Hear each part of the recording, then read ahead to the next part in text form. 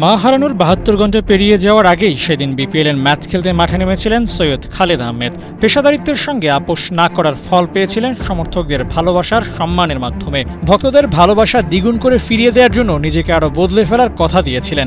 নিয়মিত টেস্ট খেলা বোলারটাই ঘুরে দাঁড়ান হয়ে ওঠেন টি-20-র মুখ।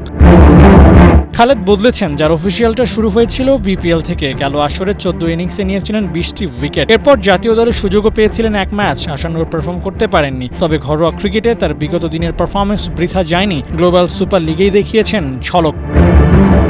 গায়ানা ওয়ারিয়র্সের বিপক্ষে রংপুর রাইডার্সের প্রথম ম্যাচে ৪ ওভার বল করে নিয়েছিলেন ৪টি উইকেট। ৩৬ রান দিয়ে গড়ে ১ ওভারের বেশি ডট বলও করেছেন খালেদ। দলের জয়ে গুরুত্বপূর্ণ ভূমিকা রেখে পেয়েছেন প্লেয়ার অব দ্য ম্যাচের পুরস্কার। নিয়মিত টেস্ট ম্যাচ খেলা খালেদের জন্য এই পুরস্কার নিশ্চয়ই কম হওয়ার কথা নয়।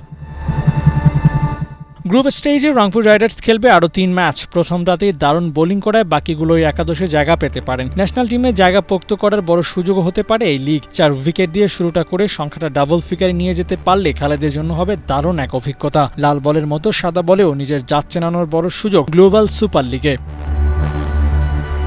যদিও জাতীয় দলের কন্টেস্ট ভিন্ন, খালেদ তার ক্যারিয়ারে ১৬টি টেস্ট খেলার বিপরীতে খেলেছেন মোটে ২টি ওয়ানডে ও একটা টি-20 ম্যাচ। নানান কারণে সাদা বলের ক্রিকেটে বেশি সুযোগ পাননি। তবে এই টুর্নামেন্টের পর বদলে যেতে পারে সব হিসাব নিকাশ।